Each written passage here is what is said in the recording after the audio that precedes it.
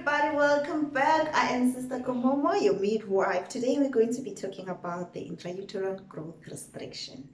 So IUGR refers to the failure of the fetus to achieve its growth potential. And this is classified into two groups, the symmetrical and the asymmetrical. In the symmetrical one, you find that both the head and the body is showing failure to grow, and this is commonly caused by chromosomal or genetic defects, intrauterine infections, or exposure to teratogenic substances. And then this one, the liquor volume is usually normal, so it's only the baby that is struggling to grow. The second one, which is asymmetrical growth, is whereby the head is growing on its own, but the body is failing to grow. This is related to placental insufficiency. Placental insufficiency can be caused by many things, as it is categorized into three groups: the pre-placental, placental, and the post-placental. But the one that is, I think, is more relevant to us here is the pre-placental problems, because these are happening prior the growth that is required, like even before, like they start earlier other than the ones that are in the middle of the pregnancy, if I can put it that way. So these ones are usually high altitudes, maternal cyanotic heart lesions, severe respiratory disease of the mother, chronic malnutrition, chronic what other things that are chronic? Let me think. Talk about renal diseases. If the mommy is having renal diseases, if the mommy is having infections, I talk about other infections, and then the exposure to the alcohol, the tobacco in the cigarette, and the cocaine. Even the vascular diseases, which can include those that are aggravated by the preeclampsia, and also the lupus or other inherited anemic conditions can also cause that. But you can also have it if ever you've got the what other condition that I had in mind, which is common. Okay, yeah, mainly it's those. So this is not always preventable, especially when it's caused by genetical. And then the asymmetrical type, the liquor volume is usually reduced. Actually, is reduced all the time. That is why it is important to measure the liquor volume on your very first as a consultation when you do your antenatal. This is another reason I want the booking sooner. I want to see where the problem began, so that if it started from the get-go, I can be able to pick up and refer accordingly, because this can be confirmed by the ultrasound done by a gynecologist, Doppler, checking the placental sufficiency on the Doppler, via the Doppler, and then checking all the quadrants of the liquor volume. If you remember my previous video, I did mention the issue of checking the biometrics, whereby you compare if your biparatal are complementary to the gestational age as well as your abdominal circumference. All those form part of the biometrics.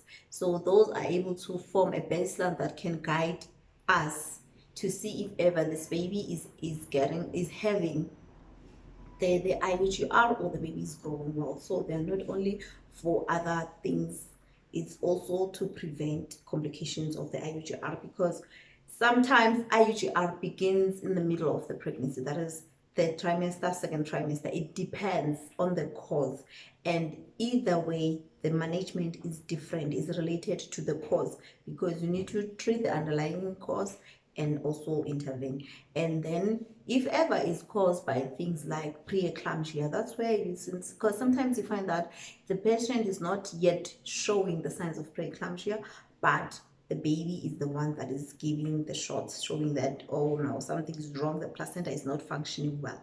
So we need to investigate that, and that can only be done by the obstetrician. That is why I'm working with a backup obstetrician who will do all those things for me. So intrauterine growth restriction can cause the woman to be delivered prior the full term, depending on the cause. And this is how we first notice it if ever you are already in your mid-pregnancy, that is second trimester or third trimester. We use the tape. I know many people don't believe in the tape. They're like, no, the sisters will only be measuring your tummy with that tape, with that measuring tape. Hey, that tape is important. It speaks volumes. That tape is the one that is telling us if your tummy is growing according to how it's supposed to, because if ever your tummy is smaller than your gestational age, you need to find out what is wrong. And with me, there is no way it could be the wrong dates, because sometimes you can think the baby is not growing well only to find that you have a wrong date. The mommy gave you the wrong date. So to exclude such things, I do that booking sona, send it to the ultrasound, rather sonographer, to give me everything so that I can know exactly what is the actual gestational age, and then I work on that so that I can notice any signs of growth failure like immediately when they start, rather than to work on the last normal menstrual periods, which you may not be even 100% sure, but some women are not sure, some they are. So it's better to work on something that is consistent than working on something that is not consistent. So guys, please watch out for signs of growth to failure. Make sure you drink enough fluids to flush infections, and make sure that you protect your baby, you keep well, you eat well, because chronic malnutrition doesn't happen only to people who do not afford. People who try to be small during pregnancy, like trying to monitor weight to be sexy, you are going to suffer and cause unnecessary problems, complications rather. So it's best that you just eat right. You're not going to have problems of gaining weight. Remember, gaining weight is part of normal pregnancy, even though when it's too much it becomes a problem. But it's okay. We do expect at least a maximum of 12.5 kg at the end of the pregnancy is welcome, is normal according to the obstetrics, to the Celia's obstetric book. It needs to be at least that one in order to say this pregnancy is healthy, there is no overweight, there is no underweight, the pregnancy has been growing well. So please look out for the signs of tummy that is not growing. Watch your tummy, see if ever it's growing and it's growing well according to your gestational age.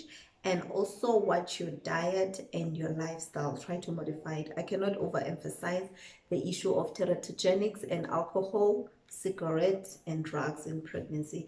They really have their own repercussions. Please try to avoid them. Okay, thank you.